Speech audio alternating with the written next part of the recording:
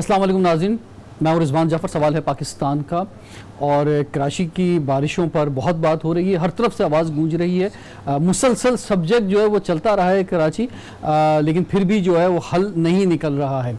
और इस दफ़ा तो सूरत हाल ये हुई कि एक ही सफ़ में खड़े हो गए डिफेंस और सरजानी। अगला मिसरा मैं नहीं कहूँगा। तो डिफेंस वालों को भी जो है दर्द महसूस हुआ होगा बहुत ज़्यादा कि किस तरह गरीब इलाकों के अंदर जब पानी आता है तो वहाँ क्या सूरत हाल होती है। और आप मुतालबा कर रहे हैं डिफेंस वाले कि भाई CEO का जो है इस्तीफ़ा मिलना चाहिए, या बहुत से मुतालबे हो रहे हैं। लेकिन वो गरीब आवाम जो है, जो मुसलसल थोड़ी थोड़ी बारिशों के अंदर भी उनका ये हाल हो जाता था, तो उनका दर्द भी जो है यकीनी तौर पर आप तक पहुँचा होगा। बारिशें तो हुई, लेकिन उसके बाद जो इलेक्ट्रिसिटी का हाल था कि कहीं 3 दिन तक, कहीं 4 दिन तक जो बिल्कुल भी लाइट नहीं थी। तो इस सूरत हाल के अंदर कि लाइट का ना होना, और फिर जब बिजली नहीं होती है तो फिर ऑफ कोर्स पानी का एक बहुत बड़ा मसला आ जाता है। और कराची ऐसे शहर में जहाँ पे आधा शहर टैंकर माफिया का शिकार हो, तो वहाँ तक पानी इतना कि वो टैंकर नहीं पहुँच पा रहे, कहीं पहुँच भी गए तो वो पानी, बिजली होगी तो पानी आगे जाएगा। तो एक बहुत अजीब सूरत हाल थी जो इस दफ़ा आशूरा भी था, उसके इस मौके पर जो लोगों ने देखी, और वो मंजर शहर ने देखा जो कभी नहीं देखा गया था। एक बहुत बड़ा डिजास्टर था, लोगों की चीखें निकल गई।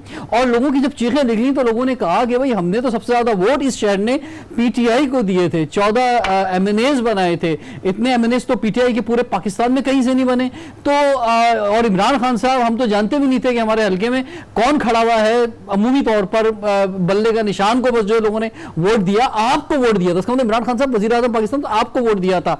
कोरोना वायरस का पहला पेशेंट जो है कराची में निकला, लेकिन आप यहाँ नहीं आए। तैयारा जो है PIA का कराची में गिरा, लेकिन आप यहाँ नहीं आए, उनकी फैमिलीज आपको देखती रही। अब कराची का इतना बड़ा डिजास्टर था, आप फिर नहीं आए। अब आप कह रहे हैं कि अब आएंगे, लेकिन अब आएंगे तो क्या आएंगे। अब असल बात ये होती है, माना कि आपको बहुत दर्द होगा इस शहर का, लेकिन एक फिजिकल अपीयरेंस जो है वो भी बहुत मैटर करती है। इन 2 सालों में एक रात सिर्फ आप रुके कराची में, जब आपको वो भी बलूचिस्तान जाना था। उसके अलावा आप मेहमान के तौर पे एक दिन के लिए आते और चले जाते हैं। तो इतनी जो है वो मतलब ये इस पे मुझे अल्फाज नहीं मिल रहे कि क्या मसला क्या है। क्या इसमें आपके सितारों का हाल जो है वो यहाँ पे आके सही नहीं है? बोला गया है कि समंदर के पास नहीं जाना। तो खैर अब यह है कि कराची वाले आपका इंतजार कर रहे हैं। आप को सबसे ज़्यादा वोट दिए थे, और देखना है कि इस मसले का हल क्या निकलता है। बहुत सख्त फैसले करने होंगे। हमारे साथ गेस्ट पैनल बहुत ही ज़बरदस्त है। तारुफ कराऊंगा, हुनैत लखानी साहब हमारे साथ हैं, जो कि रहनुमा हैं पाकिस्तान तहरीक इंसाफ के, चांसलर इकरा यूनिवर्सिटी के सरबराह बैतुल माल सिंध के। हमारे साथ अहमद चुनाई साहब मौजूद हैं, आप रेसिडेंट ऑफ डिफेंस हैं, आज एहतजाज में मौजूद थे। क्या कर रहे थे एहतजाज में, आपसे जानेंगे। साबिक चीफ हैं आप CPLC के, आपको खुशामदीद कहते हैं, मारूफ बिजनेसमैन भी हैं। हमारे साथ टेलीफोन लाइन पर मौजूद हैं ख्वाजा इजहारुल हसन साहब, रहनुमा है मुत्तहिदा कौमी मूवमेंट के। तो पहले हुनैत लखानी साहब ये ये इस मुश्किल की इस घड़ी में कराची वाले वज़ीर आज़म पाकिस्तान की तरफ देख रहे थे, वो कहाँ थे? नथिया गली में थे, किधर थे, कहाँ थे? औज़ु बिल्लाहि मिनश शैतानिर रजीम, बिस्मिल्लाहिर रहमानिर रहीम। रिजवान, सबसे पहले तो आपका शुक्रिया, आपने मुझे मदऊ किया यहाँ पे। आप हमेशा जो है वो बड़े अच्छे टॉपिक्स के ऊपर डिस्कस करते हैं। आज भी जो आपने टॉपिक स्टार्ट किया है ये बहुत ही अहम टॉपिक है। कराची जो है बिल्कुल यतीम फील कर रहा है। ना सिर्फ जो हमारे PTI के इलेक्टेड मेंबर्स हैं उनकी तरफ उंगलियां उठ रही हैं, बल्कि सिटी गवर्नमेंट की तरफ भी उठ रही हैं, बल्दियात की तरफ भी, और प्रोविंशियल गवर्नमेंट की तरफ भी, और CM के ऊपर भी, सब पे उंगलियां उठ रही हैं। लेकिन ये जिम्मेदारी है हम लोगों की कि हम सच और झूठ को मिक्स ना होने दें। ठीक, हम जो है जो हकीकत है वो आवाम को ज़रूर बताएं। तकरीबन हम लोग, मैं जिन जिन लोगों को जानता हूं PTI से, हम लोग सड़क पे मौजूद थे, पानी के अंदर मौजूद थे। हम अपनी तरफ से पूरी कोशिश कर रहे थे। हम ही थे जो 6 महीने पहले से चिल्ला रहे थे कि मानसून की तैयारी कर लो। हम ही थे जो सॉलिड वेस्ट मैनेजमेंट के लिए शहर में, देखिए ये कह रही है वज़ीर आला सिंध जो है वो मैदान में थे, नासुर हुसैन शाह साहब मैदान में थे, लोगों के पास थे, मुख्तलिफ जगहों पहुंच रहे थे। सबसे पहले CM था, लोग जो है वो नहीं थे। इसका जो सबसे पहले CM था 12 साल से इनकी हुकूमत है। उससे पहले भी कई अरसे से जो है वो दूसरी पार्टियां भी हुकूमत में रही हैं। लेकिन हमने सबसे पहले जो है कचरे का इशू उठाया और CM हाउस के बाहर तक कचरा ले जाके फेंका था। CM पहली बार जो 12-1 बजे उठता था, पता नहीं क्या बादाम पिस्ते मिला के पीता था, वो भी उठ के गया वहां पे अपने साथ जो है अपने मिनिस्टर को लेके।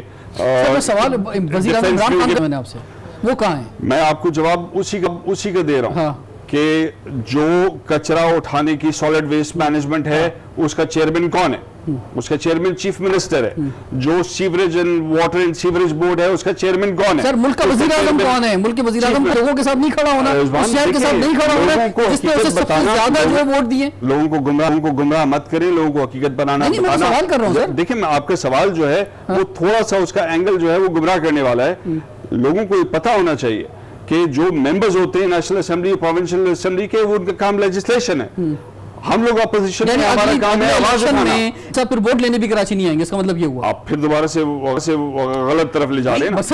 देखें मैं आपकी बात थोड़ी सी, एक दिन में काम नहीं, एक दिन में लेजिस्लेशन या पॉलिसी नहीं बनती है। एक दिन में एहसास होता है, जो बड़ा लीडर होता है उसके पास एक एहसास नाम की भी तो चीज होती है। एहसास था तभी तो उन्होंने एनडीएमए को कराची भेजा। डिजास्टर में था कराची, तभी कराची के अंदर भेजा। ये जवाब दिया कराची के अंदर जो है सारे गटर जो है साफ कराना कितनी देर का काम है? ये कोई साल लेता है? मतलब यहाँ पे बड़ी बाकायदा नहरें बनी हुई हैं इस तरह के जो डिजास्टर होते हैं, सैलाबी पानी होता है उसको निकालने का, उसको कचरे से बंद किया हुआ है उनको। भाई कचरा उठेगा तो पानी निकलेगा ना, और उसी कचरे की वजह से छोटे छोटे गटरों से बड़े गटर में नहीं गया, नाले में नहीं गया, और बड़े नाले से समंदर में नहीं गया। क्यों? क्योंकि वो कचरे से भरे हुए हैं। कचरा उठाना जो है वो आपने चाइनीज कंपनी ले आए, आप टर्किश कंपनी ले आए, फिर भी नहीं उठा। और ये बात जो आप कह रहे हैं, ये बात पाकिस्तान भी कह रही थी, और ख्वाजा इज़हारुल हसन साहब, और मैं आपकी तरफ आऊंगा, और ये सारा इल्जाम जो ज्यादातर एमकेएम की तरफ जाता है। मैं जरा अहमद चुनाई साहब सूरत हाल बता दें, आप भी डिफेंस के रेजिडेंट हैं, मतलब क्या सूरत हाल क्या थी? आप तो खुद फेज 4 के अंदर थे, आज एहतजाज भी कर रहे थे, क्या मुतालबा क्या था आज? बिस्मिल्लाह। देखें, सूरत हाल तो बड़ी गंभीर थी। पूरे कराची की हालत, डिफेंस को हम छोड़ दें, मैं तो बात करता हूँ छोटे छोटे इलाकों की, सुरजानी की, लांडी की, मलीर की, दूसरे ऐसे जो लो लाइंग एरियाज़ हैं उनकी, के लोगों के घरों में अब तक पानी मौजूद है। उन्होंने बड़ी अबतर ज़िंदगी गुजारी है और लोग बहुत परेशानी के आलम में हैं। डिफेंस में भी मुख्तलिफ फेजेस में खासा पानी जमा था, घरों के अंदर पानी आ गया था। और आज जो एहतजाज था, अगर आप मुझे पूछते हैं तो मैं वहाँ ज़रूर गया था। मैं लोगों को समझाने गया था कि हम एक पुरअमन एहतजाज तो ज़रूर कर सकते हैं, लेकिन उसमें तशद्दुद की बात नहीं कर सकते। लोगों ने वहाँ, देखिए, गुस्सा अपनी जगह पर है, 4 दिन से लोग नहीं निकला है, बिजली नहीं है, पानी नहीं है।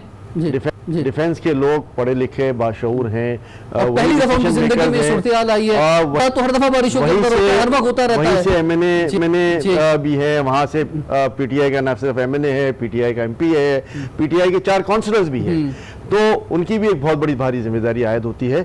मेरा मंशा सिर्फ ये था कि मैं लोगों से ये कहूँ कि जी ये सहानियाँ ज़रूर हुआ है, हम आपके गम में दुख में बराबर के शरीक हैं, और हमारी मंशा ये है कि हम बैठकर डीएचए से नहीं, ये जो मुतालबा किया है आपने कि जनाब हम वो मसद हमारे जो नुकसान हुआ है इसका ज़ाला किया जाए, ये पैसा दिया जाए, मसद ये अब डिफेंस के लोग कह रहे हैं। देखिए, मैं आपको एक बात बताऊं, ना मैं इन मुतालबों में शामिल था। ठीक है, मैं तो सिर्फ लोगों को पैसिफाई करने गया था कि जी ये तरीक़ाकार नहीं है। तरीक़ाकार ये है कि हम बैठ के बात करें।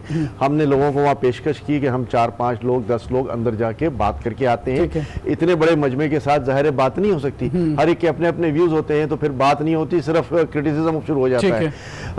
बहरहाल 3-4 घंटे की जद्दोजहद के बाद वो मान गए और उन्होंने बैठ के लोगों से बातें की। उन्होंने मुख्तलिफ डिमांड्स दी जो आपके सामने है। ये डिफेंस पर भी आएंगे, साहब आपके पास भी मैं आपको एक बात बताऊं, मैं एक विषय ख्वाजा साहब टेलीफोन लाइन में। ख्वाजा साहब, ये जो उनैस साहब ने बात की और पाकिस्तान पीपल्स पार्टी ये बात कहती है कि जनाब ये शहर आपके हवाले था, अभी मतलब कितनी बार बात करें, क्या बात करें, और ये जो है मैं मतलब शायद मैंने सबसे ज़्यादा ही प्रोग्राम किए होंगे कराची पे सर, जब कोई भी नहीं करता था तो भी मैं करता था कराची प्रोग्राम, तो बस बोल बोल के चीख के थक गए ख्वाजा साहब।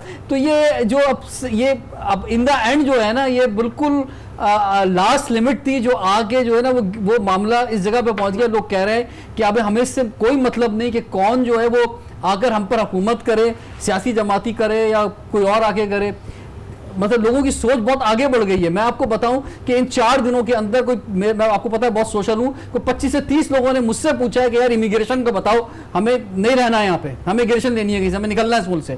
ठीक है, बहुत से ऐसे भी लोग हैं, कुछ लोग का ऑलरेडी इमिग्रेशन है फिर भी यहाँ रहते थे, उन्हें अपने डिसीजन पर शर्मिंदगी हो रही है कि हम क्यों रुक गए इस शहर के अंदर, इस मुल्क के अंदर जो है। ख्वाजा इज़हारुल हसन साहब, बहुत शुक्रिया रिजवान। ये बात दुरुस्त है कि बारिश ने बिला तफरीक तबाही मचाई शहर में, और ये बात मैं आपको बताऊं कि आज भी मेरा हल्का न्यू कराची सरजानी है, घरों में आज भी 2-2 फुट पानी है जी। डिफेंस सिस्टम के लोगों का जहाँ करोड़ों रुपए का नुकसान हुआ है, वहाँ मेरे हफ्ते में तो चंद हजार का पूरा फर्नीचर होता है। यहाँ तो शायद हम कारोबारी लोग किसी न किसी तरह अपना जख्म भर लेंगे, जिसका था ही कुछ एक कमरे में बिस्तर, उसी के बच्चे, वो आज भी छतों के ऊपर दूसरों के घरों में आज भी जाग रहे हैं और कोई परेशानी हाल नहीं है। मैं अपने हल्के में पैदल भी नहीं चल सकता, इतना पानी। लोगों की बचत करने के लिए जितनी कोशिशें कर रहे हैं, लेकिन मैं आपको एक बात बताऊं, कराची के साथ हमेशा ये हुआ है, और हुकूमत और खास तौर पे कुछ लोग जिनका ये एजेंडा होता है, जिनको कराची से फायदा है, कराची के वसाइल जिनके पास है उन पे बात नहीं करते, जो कराची के लोग मसाइल झेल रहे हैं इल्जाम भी उन्हीं पे लगा देते हैं। भाई कराची में अगर मिसाल के तौर पर आज पीटीआई है, उनका मेयर था, तो भाई इन्हीं का बनना था ना, तो क्या पेशावर से आके मेयर बनना था यहाँ का, कि कोयटा से आके बनना था, या लाड़काना के मेयर को यहाँ से लोगों ने वोट करना था। भाई कराची के लोग ही इलेक्ट होते हैं ना। अगर आप सीबीसी में चेयरमैन की बात कर रहे हैं, मैंने एमपीएस की बात कर रहे हैं, ये कौन लोग हैं? यहाँ के पैदा होने वाले, यहाँ मरने वाले लोग हैं, इनकी कब्रें हैं यहाँ। ये लाड़काना से आकर यहाँ असेंबली अटेंड करने नहीं आते, ना इस्लामाबाद से आकर 2 घंटे 4 घंटे की मीटिंगें करने आते हैं। ये उनैद लगानी साहब है, ये बाकी जितने डिफेंस के प्रोटेक्टर हैं, या मैं हूँ या आप हैं, हमारा तो जीना मरना है। अहमद चुनाई साहब है, हमारा जीना मरना ही शहर के साथ है। लेकिन इस शहर के लोगों के वसाइल या तो लाड़काना के पास होते हैं या इस्लामाबाद के पास होते हैं। सर आपके पास भी तो वसाइल थे ना, जब आपके पास वसाइल थे तो उसकी सूरत हाल देखें ना, कि नालों का जो साइज था 300 मीटर का, वो 3 मीटर पे आ गया। वो आपकी अपनी भी चाइना कटिंग की स्टोरीज हैं, आपकी अपनी भी जो सारी चीजें जो हम माजी में देखते रहे, उसको कौन जवाब दे होगा? मसद खैरों ने तो लूटा ही लूटा, वो जो आप कह रहे हैं हम अपने हैं, तो अपनों ने भी लूटा, इसका मतलब। असल में 2001 से 2008 तक मुझे नहीं पता आप इस वक्त कितने शो करते थे, कोई चैनल ऐसा नहीं था जिसने हमारी तारीफों के पुल न बांधे हो, कोई एक चैनल। मैं आज भी आपको YouTube पे हवाला दे देता हूँ, पूरी दौर में जितना काम हुआ है वो कराची में इससे पहले कभी नहीं हुआ और उसके बाद नहीं। इख्तियार का मतलब क्या है भाई? हमारे नेमतुल्लाह साहब थे ना नाज़िम जमात इस्लामी के, उनके ही कामों को हमारे नाज़िम ने आगे बढ़ाया। और ये ना नेमतुल्लाह साहब की का इसमें बहुत ज्यादा कमाल था ना हमारे नाज़िम का। ऊपर गवर्नर हमारा था, चीफ मिनिस्टर हमारा था, फाइनेंस मिनिस्टर हमारा था, प्लानिंग एंड डेवलपमेंट का मिनिस्टर हमारा था, लोकल गवर्नमेंट मिनिस्टर हमारा था। तो भाई शहर में काम हुआ है। अब आप इस शहर के मेयर को हाथ पैर बांधने ये बैठे हैं ना हमारे एमपी एमएनएमपी पीटीआई के, ये हमसे सवाल करते थे कि भाई आप एमपी हैं, भाई ये ऐसे एमपी 1000 रुपए का काम नहीं करा सके 2.5 साल से आपके हल्के में। एमपी एमएनए होना और हुकूमत होना जमीन आसमान का फर्क होता है। जिस शहर के 250 अरब रुपए सूबे के पास जा रहे हो, हजारों अरब रुपए विभाग के पास जा रहे हो, वो शहर को मिला क्या है? 3 अरब रुपए सूबाई हुकूमत से, 1 अरब रुपए विभाग की हुकूमत से। और इस शहर की बदइंतजामी का हाल ये, जो मैंने आर्टिकल भी लिखा जो जंग में पब्लिश हुआ, कि भाई ये शहर इंतजामी तौर पे बनाना रिपब्लिक बना हुआ है।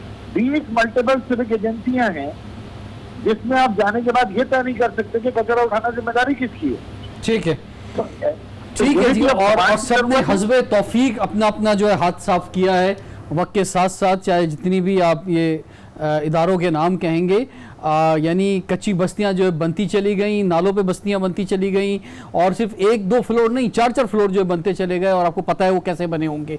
इस वक्त जो सूरत हाल है वो ये है कि 300 से ज़्यादा ऐसी बिल्डिंग्स हैं कराची के अंदर कि जिनको मखदूश हालत करार दे दिया गया है। और एक बिल्डिंग पिछले दिनों लियारी में गिरी थी, उसका मलबा नहीं उठा पा रहे थे। खुदा ना खास्ता मुसलसल ये बात कहते चले जा रहे हैं, जो क्लाइमेट चेंज की सूरत हाल चल रही है, कि अगर एक छोटा सा झटका आता है, हल्का सा खुदा ना खास्ता कुछ ज़लज़ला आता है, क्या होगा इस शहर का?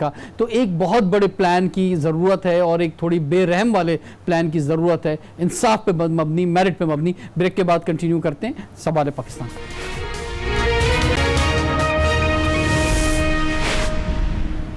Welcome back. सवाल है पाकिस्तान का। हुनैद लखानी साहब फरमाइए, मसद अब लोग जो हैं वो इतनी डिबेट हो चुकी कराची के ऊपर, अब मसद इल्ज़ामात से बाहर जो है वो निकल जाना चाहिए, क्योंकि रीज़न ये है कि सबको पता है किसने क्या किया है। मैं किसी भी पार्टी से बात करूं, अब उससे पूछूं कि जनाब आपने ये किया था, आपने वो किया था, अब ये से कोई फ़ायदा नहीं। अब आगे की तरफ अगला कदम जो देखा जाए, अगला कदम आपकी नज़र में क्या होना चाहिए? अभी मैं आपको बताऊं डिफरेंट टॉक शोज़ के अंदर ये सूरत भी आ रही है कि जनाब यानी सख्त रिएक्शन की बात हो रही है कि चाहे कहीं से भी कोई, कहीं आसमान से कोई उतरे, लेकिन कुछ ऐसा डंडा उतरे कि सबको सीधा करे और जो सारे मामला हैं उसको एक बड़े ऑपरेशन जो हो। आपने ब्रेक पे जाने से पहले एक बात की थी जो उसका पूरा खुलासा था कि अगर माशरा जो है इंसाफ पे और मेरिट पे हो जाए, सारे मसले हल हो जाए। कराची का मसला भी यही पहल होता है। कराची के अंदर मेरिट है ही नहीं सिरे से। जब से कोटा सिस्टम लगा है तब से मेरिट बिल्कुल तबाह हो गया। कराची के अंदर किसी डिपार्टमेंट के अंदर कराचीआइट नहीं है। जिस तरह ख्वाजा आज़ाद साहब ने कहा ना कि लाड़काना से आके कोई बनाएगा या इस्लामाबाद से आके कोई बनाएगा, तो आप भूल जाए, नहीं बनेगा। कराची ऐसे ही रहेगा। वहां से जो आता है वो सिर्फ पैसा कमाता है, यहाँ से पैसा लूटता है और चला जाता है। असल बात यह है कि यहाँ के लोगों ने काम करना है अपने शहर के लिए। आज डिफेंस के ऊपर बात आई तो आपने भी प्रोग्राम के अंदर शोर मचा दिया, बाकियों ने भी शोर मचा दिया। नाजमाबाद, न्यू कराची, ये भी कराची का हिस्सा है। औरंगी कुरंगी भी कराची का हिस्सा है। कराची और मलीर और लियारी भी कराची का हिस्सा है। डिफेंस गुलशन भी कराची का हिस्सा है। पीसीएचएस भी कराची का हिस्सा है। ये तमाम एरियाज जो हैं ये कितने अरसे से चिल्ला रहे हैं, ना इनका कचरा उठता है, ना उनकी सड़कें बनती है, ना उनकी बिजली आती है, ना उनके गटर साफ होते हैं, ना उनके यहाँ पानी आता है, ना उनके यहाँ जो है सॉलिड वेस्ट का कोई सिस्टम है। जो वाटर ट्रीटमेंट होकर समंदर में जाना चाहिए वो पूरे का पूरा समंदर तबाह कर रहे हैं। समंदर के अंदर जो मच्छियां हैं जिनकी अफजाइश उन जंगलात में होनी थी, वो सारे जंगलात तबाह हो रहे हैं। और उससे हमारा जो है मछेरा जो है वो सारा कचरा, सारा फुसला सब जा रहा है। हम सब वो भी मुझे तो लग रहा है ये सारे समंदरी जो मखलूक है उनकी बददुआएं लगी हैं कराची को, जो पिछले सालों साल से चलता चल रहा है। वही तो काटेंगे। अगर आप सिविल सोसाइटी का रोल बताएं। हमने भी कॉल दी, इतना भी कहत नहीं पड़ा है। अगर आप कोरोना वायरस के टाइम में डॉक्टर्स को जमा कर सकते हैं और वो आपको मशवरा दे सकते हैं, तो कब लॉकडाउन, तो ये सिविल सोसाइटी कुछ कंट्रीब्यूट कर सकती है। सोसाइटी ने आज क्या किया कंटोनमेंट के बाद, अच्छी बात तो नहीं थी, लेकिन सिविल सोसाइटी करेगी क्या? आपके पास अगर आप कहते हैं कि जी मेरिट होना चाहिए, तो मेरिट कैसे होगा? मेरिट आपका जो कॉन्स्टिट्यूशन है वही अलाउ नहीं कर रहा मेरिट। यहाँ पे जो घुटकी से जीत कर आएगा, बेशक बड़ा वडेरा हो, 300 वोट उसने ज्यादा लिए, वो एजुकेशन मिनिस्टर बन जाएगा। थोड़े दिनों बाद उसको वहां से वहां पे कम पैसा कमा रहा होगा तो साइंस सरकार उसको उठा के वहां से बल्दियात में लगा देगी, वहां से उठा के बल्दियात से उठा के जो है वो होम में लगा देगी। नैब के दायरे कहाँ हैं? एफआईए कॉम्पिटेंसी नहीं है, कोई चेक एंड बैलेंस किधर है जनाब? कॉम्पिटेंसी नहीं है, आपका सिस्टम जो है वो कॉम्पिटेंस उसके अंदर रिक्वायरमेंट नहीं है, तो फिर ऐसे ही होगा ना। बीच में एक बार जो है वो 18वीं तरमीम को सही तरीके से उन्होंने किया कि जी मुशर्रफ साहब ने कि चलो कराची शहर जो है उसका अपना मेयर हो जाए। कैसे काम हुआ? यूनिटी ऑफ कमांड थी ना, एक मेयर था सारे काम कर रहा था, ऊपर से फेडरल गवर्नमेंट की सपोर्ट थी। अब यूनिटी ऑफ कमांड क्यों नहीं हो सकती? क्योंकि सबकी नजरें जो हैं वो उस पैसे के ऊपर है, गिद्ध की तरह, उस वल्चर की तरह वो लोग उस पैसे के ऊपर नजर रखे हुए कि यार ये कचरा जो है ये इसके अंदर थोड़ा पानी मिला दो तो भारी हो जाएगा, तो और डॉलर्स आ जाएंगे। ये गटर का जो है ये अगर बंद हो जाए तो इससे और पैसे आ जाएंगे, पानी की लाइन बंद कर दो तो पानी का टैंकर बिकेगा और पैसे आ जाएंगे। और ये सब माफिया। मुझे अगर आप थोड़ी सी इजाजत दे तो मैं ये फरमाइए कि इन 4 सालों के अंदर जो बहुत ज्यादा बात होती रही इख्तियारात वगैरह की, लेकिन एक कोई शानदार टाइप का जिसके आपकी मिसालें भी रही हैं मार्जी के अंदर, वो इस तरह का कोई आप प्रोटेस्ट जो है वो कर नहीं सके, वो एहतजाज कर नहीं सके, वो आवाज बन नहीं सके कि कराची को उसका क्या हक चाहिए। तो आप क्या समझते हैं कि अब ये जिम्मेदारी जो है, ये सियासी जमातें फेल हो गई हैं, तो अब ये जिम्मेदारी क्या इस शहर के शहरी जो हैं, जिस तरह आज निकले डिफेंस के लोग, इस तरह अब शहर जो वाइब्रेंट हो, वैसे ही बहुत वाइब्रेंट और रिसिलियंट सिटी है, तो ये सिविल सोसाइटी ही अब कुछ कर सकती है और इसको इसका हक दिलवा सकती है, सियासी जमातें अब कुछ नहीं कर सकती। ख्वाजा साहब, खैर वैसे तो मैं गुजारिश करूं कि सैकड़ों और दर्जनों मुजाहरे हर महीने होते हैं। मीडिया के इसलिए अहम नहीं होते कि वो न्यू कराची में होते हैं, बल्दिया में होते हैं, औरंगी में होते हैं, और जब वो मुजाहरे करते रहे तो उन्हें उस मुजाहरों के बदले में FIRों के अलावा और कुछ नहीं मिला। मैं आपको बता रहा हूँ, मुजाहरों के बदले में जब वो रोडों पे आके बैठे, बेजार हुए गटर के लिए, कचरे के लिए, बच्चों के अगवा के लिए, मैं आपको बता रहा हूँ बच्चे के अगवा पे मेरे हल्के में मुजाहरा हुआ, 12 लोगों के खिलाफ SHO ने FIR काट दी। वो क्या मुतालबा कर रहे थे कि मासूम बच्चे अगवा हो रहे हैं, हमारे इलाके से अगवा हो गया, बाजियाब करो। बच्चा तो बाजियाब हुआ, मेरे 12 लोग अभी तक केस भुगत रहे हैं इलाके के मौजूदीन। अब दूसरी बात ये, आपने अभी इंक्रोचमेंट की बात की और पूरा मीडिया इस काम पे लगा हुआ है कि भाई वो इंक्रोचमेंट ऐसा लग रहा है जैसे एमकेएम से पूछ के इंक्रोचमेंटें हुई हैं, चाहे वो इंक्रोचमेंट डीएचए में हुई हो, चाहे वो इंक्रोचमेंट केएमसी के एरिया में हुई हो या कंटोनमेंट के एरिया में। रिजवान, अभी मैं आपको मुहर्रम है ना, ये आप अपने घर के आगे ना न्याज के लिए टेंट लगा लें, सिर्फ एक टेंट लगा लें न्याज के लिए। सबसे पहले तो आ जाएगी पुलिस आपके पास कि भाई ये टेंट क्यों लगा रहे हो। उसके बाद आपके पास आ जाएगी बिल्डिंग कंट्रोल वाले, फिर इदारे वाले, काउंसलर, यूसी के सेक्रेटरी, ये आ जाएंगे। एक रेती आप अपने घर के आगे डालें ना, अंदर कमरा प्लास्टर करना है, एक रेती अगर आप गधा गाड़ी या सुजुकी की डालें तो 15 इदारे आ जाएंगे, पुलिस सबसे पहले आएगी।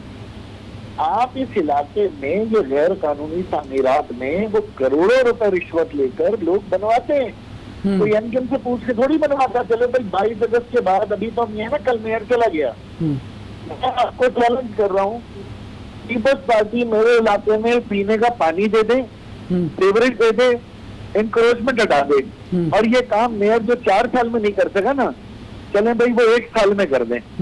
भाई मैं उस इलाके से इस्तीफा ले जाऊंगा और मैं अपनी गलती मान लूंगा। 1 साल के अंदर इंक्रोचमेंट भी हटा दे, पीने का पानी दे दे। इसका मुझे हल बताया ना ख्वाजा साहब।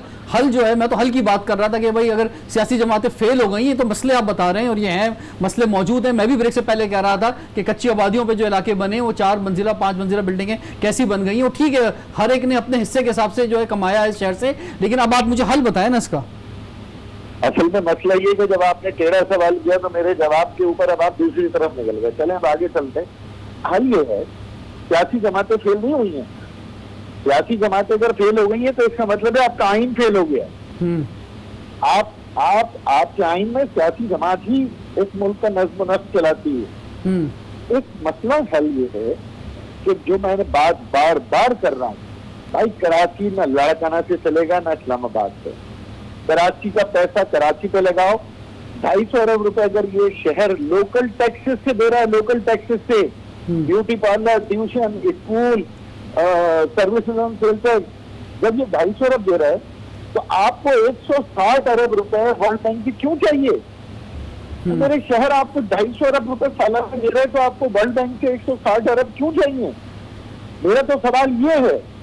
तो आप इस वक्त जिसके पास वसाइल हैं वो इस शहर को उजाड़ने का जिम्मेदार है, और वो बिलाशुबा पाकिस्तान पीपल्स पार्टी की हुकूमत का सबसे ज्यादा कसूर है।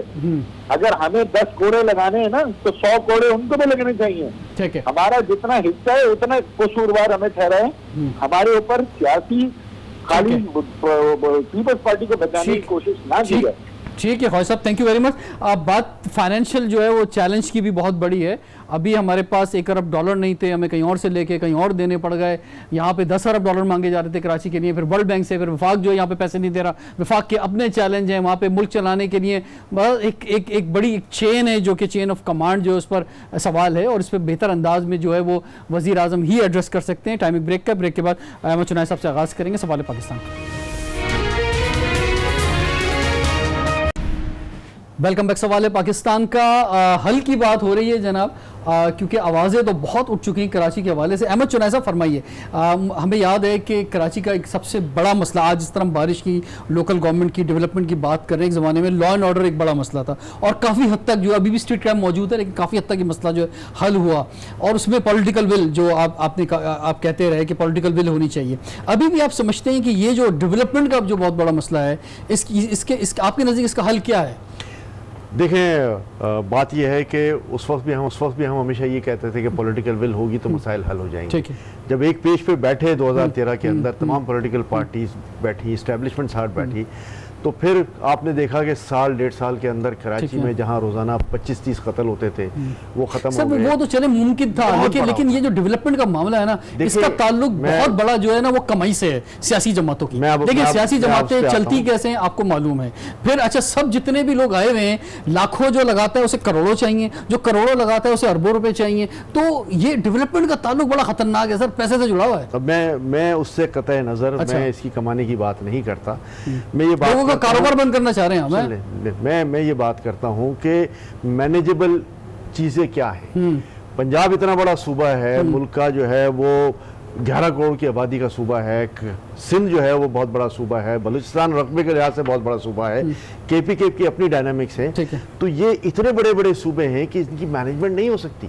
ठीक है। और आज अगर कोई पंजाब के दूर दराज जिले में किसी को कोई शिकायत है और उसको लाहौर आना है, तो उसको आने को 2 दिन लगते। ठीक। तो यहाँ मैं समझता हूँ कि हमारे एडमिनिस्ट्रेटिव यूनिट्स जो हैं वो पूरे पाकिस्तान में बंटने चाहिए। हमने हमेशा इस बात को कहा है सिविल सोसाइटी की तरफ से कि ये पाकिस्तान जो है वो 16 एडमिनिस्ट्रेटिव यूनिट्स में तब्दील होना चाहिए, जहाँ पर ये मैनेजेबल यूनिट्स हो।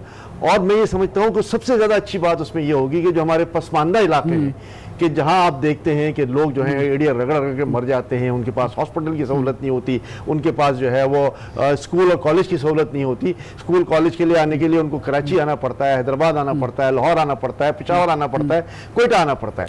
यहाँ पर अगर ये सिस्टम बन जाए और एडमिनिस्ट्रेटिवली वहां पर भी अपनी अपनी हुकूमत कायम हो जाए, तो मैं समझता हूँ कि फिर इलाके के लोग जो हैं, उस सूबे के लोग उन एडमिनिस्ट्रेटर को जो है वो मजबूर करेंगे कि यहाँ हॉस्पिटल बनाओ या स्कूल बनाओ या कॉलेजेस बनाओ, यहाँ कारोबार हो। लेकिन इसके जवाब में वो लोग जो नए सूबे बनने के मुखालफिन हैं वो ये कहते हैं कि भाई आप लोकल गवर्नमेंट को एम्पावर कर दें, वही बात उस उधर आ जाएगी, वो लोकल गवर्नमेंट उस तरह से काम कर लेगी। नहीं, ये डिवोल्यूशन है जो नीचे तक जाएगा। तो जब ऊपर इतना बड़ा सूबा होगा और नीचे आप छोटे छोटे यूनिट्स बना देंगे तो भी मैं समझता हूं कि काम नहीं होगा। रिस्पॉन्सिव यूनिट्स जो है वो होने चाहिए। मैं ये बड़ी इंटेलेक्चुअल बात है, लेकिन मैं इसलिए कह रहा हूं कि जब आप हल मसाइल का पूछते हैं तो हल यही है कि जी ये यूनिट्स बने, मैनेजेबल यूनिट्स बने, और आज जो है वो किसी को किसी जगह विजिट करने के लिए 2 दिन इंतजार नहीं करना पड़े, और वो पूरा जो है वो 1 दिन में पूरा एरिया को कवर करे। और ज्यादा तो ये नया जिला जो बना है कराची में, किमाड़ी, इसका मतलब टिक बना है।